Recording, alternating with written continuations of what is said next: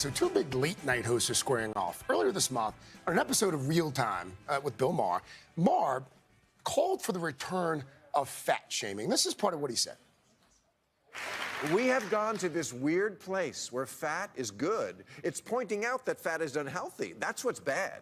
Fat shaming doesn't need to end. It needs to make a comeback. Some amount of shame is good. All right, so there's... Now, obviously, he has none. Yeah. There's Bill Maher. And in addition to Mr. Roker's response, James Corden also responding.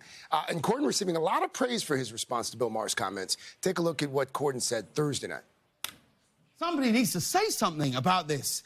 If only there was someone with a platform who knew what it was actually like to be overweight. And then I realised, that'll be me.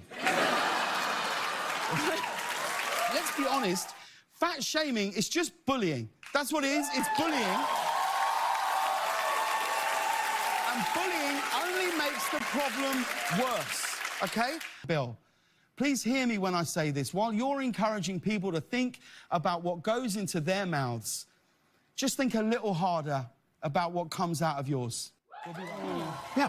It was good. You know what he did? He infused humor with facts, right? He talked about this. Some people have genetic issues. There are some people who are genuinely trying, and then when you're shaming them, it makes them, want to eat more. I mean, he went into reasons why it happens. As somebody who has struggled with his weight all my adult life and my childhood, and had been bullied and fat shamed, if you will. We didn't have that term then, but it scars people. And guess what?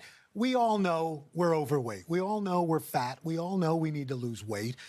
Somebody like Bill Maher. Bill Maher needs to shut the front door and just, forget about... He doesn't know what he's talking about, and it's not going to help anybody. So... Cheers. Hear, hear. Yeah.